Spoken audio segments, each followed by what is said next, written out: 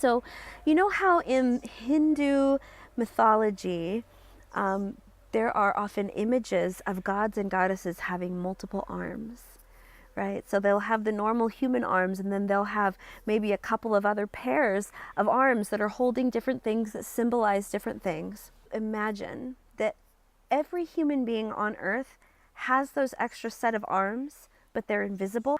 We have kind of convinced each other to disown these other invisible arms, but they're still there.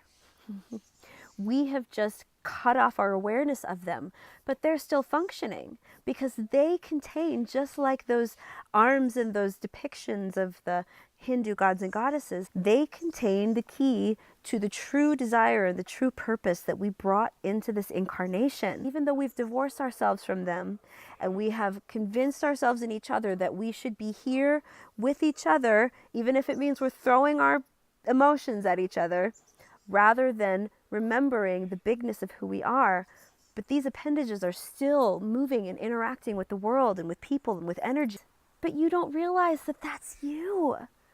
We don't realize how big we are, how powerful we are. We have such immense creative power available to us, but because we have divorced ourselves to it, and a little bit of it, I believe, was intentional, but we have this other part of us, our higher self, giving us an opportunity to remember and again become consciously aware of this aspect of our creative self, of this other appendage that we have, of this other creative capacity that we've sort of blocked off. And the indication that we've blocked it off is the negative emotion that's showing us that we're thinking about it differently than that other part of ourselves. Is that cool or what?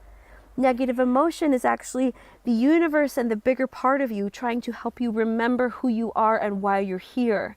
And the key to getting into alignment with that, again, is just what I described before. It's remembering my emotions are always the indication of the relationship that I'm having with my higher self.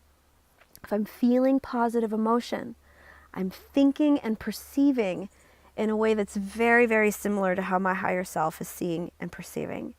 If I'm feeling negative emotion in any way, it means that I'm seeing things in a very limited way, and my higher self is seeing it differently. And the question is always, what do you want to be aligned with? Who are you really? Who did you come here to be? And how good are you willing to feel? And are you willing to focus on feeling good and own that and know that nobody else can really truly bring you the emotional clarity, the emotional well-being, and the goodness that you want to feel? It's something that you can provide for yourself. So I hope you're feeling excited and empowered, and I can't recommend enough that you tune into Abraham's teachings, because they will explain this all to you in ways that are so clear and so precise. Abraham's teachings are geared towards people who are ready to allow themselves to have a good life and to feel good in a good life. So you can do it. We can do it.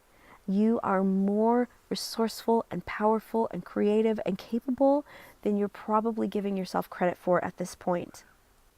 This is the impetus of your creative process.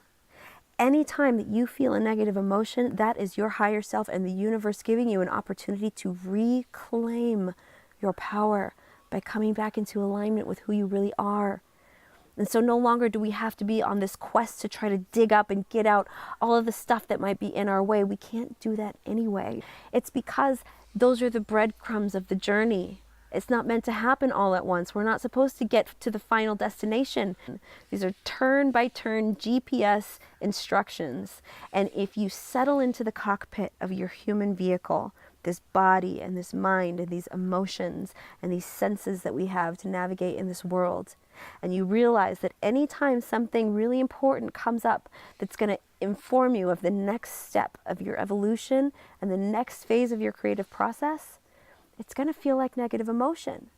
But now you know what to do once you feel it. And the more you practice it, the quicker you'll turn yourself around.